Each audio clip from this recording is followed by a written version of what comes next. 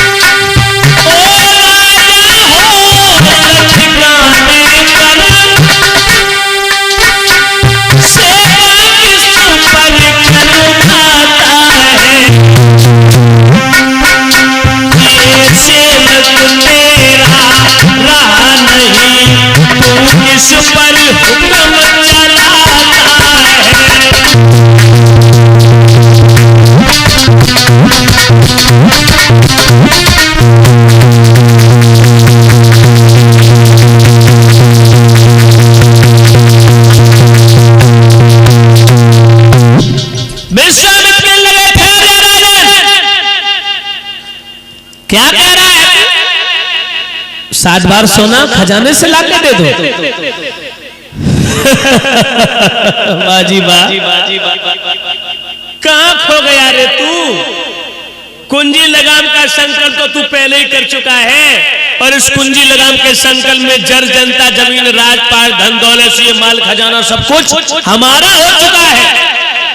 अब तो तू वो दे जो इस राज से बाहर हो। ये तो सब कुछ मेरा हो चुका, तो कुंजी लगाम का संकल्प कर चुका।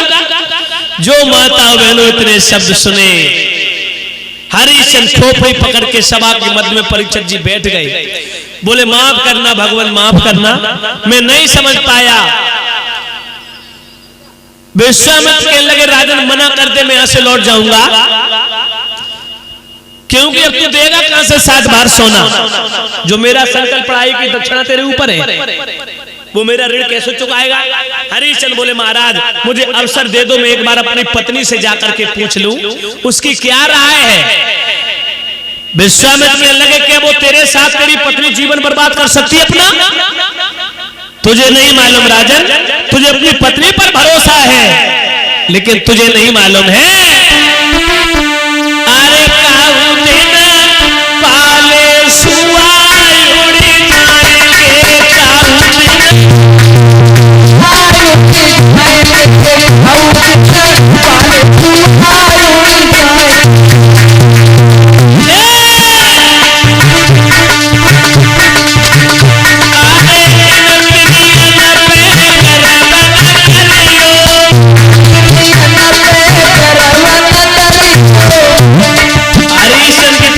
विश्वामित्र बोले राजन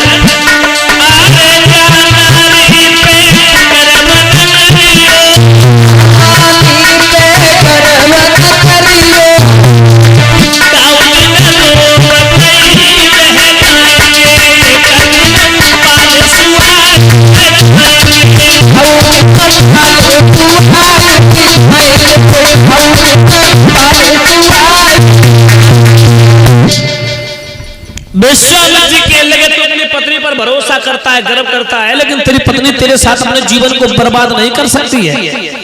हरिश्चंद्र बोले मेरी औरत और स्त्रियों जैसी नहीं है, मुझे भरोसा है मुझे अपनी पत्नी पर, मेरी पत्नी पतिव्रता है और वो मेरा साथ अवश्य निभाएगी। विश्वामित्र बोले जाकर के पूछ ले उसकी क्या राय है। माता हरिश्चंद्र चले, इधर रानी तारावती ने जैसी राजा को आता हुआ देखा आसन डाल दिया। आइए भगवान आइए, आसन ग्रहण कीजिए, आइए प्रभु।